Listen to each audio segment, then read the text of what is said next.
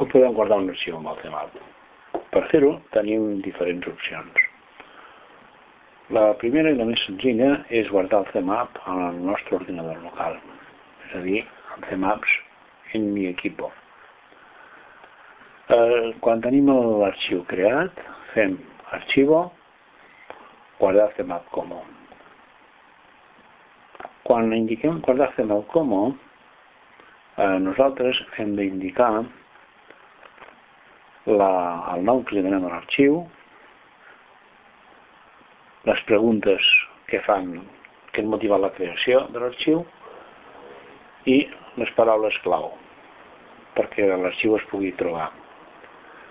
Seguidament posem el nom de l'autor, l'organització i a la part inferior posem el nostre correu electrònic particular.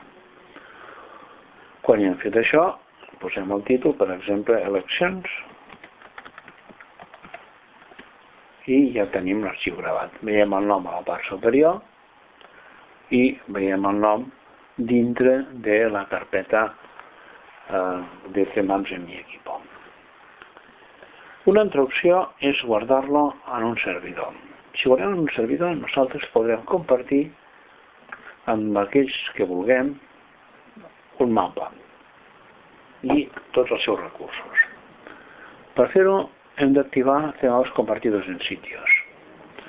En el nostre cas podrem gravar a espiral dins de la carpeta IBM 2008 i per fer-ho senzillament el procés és el mateix.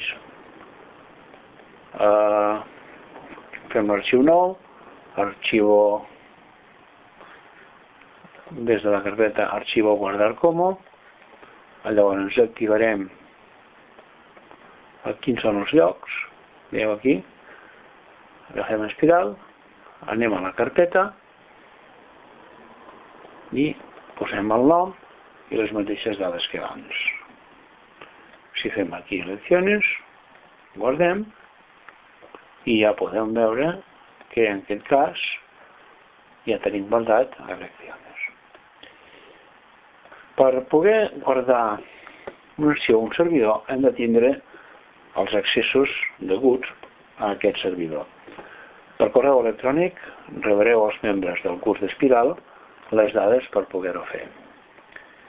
També es pot escollir guardar-lo en un servidor públic, per exemple, hi ha HMC Public CMAPs, en el qual hi ha una llarga llista de, sobretot, el servidor primer, molt llarga llista de carpetes que hem creat els diferents usuaris que fem servir aquest servidor públic. En principi, en aquest cas, no cal tenir accés, senzillament el que cal és activar el servidor, crear una carpeta i a la carpeta que es creï definir tots els passwords i els elements d'accés que facin falta per poder-ho fer.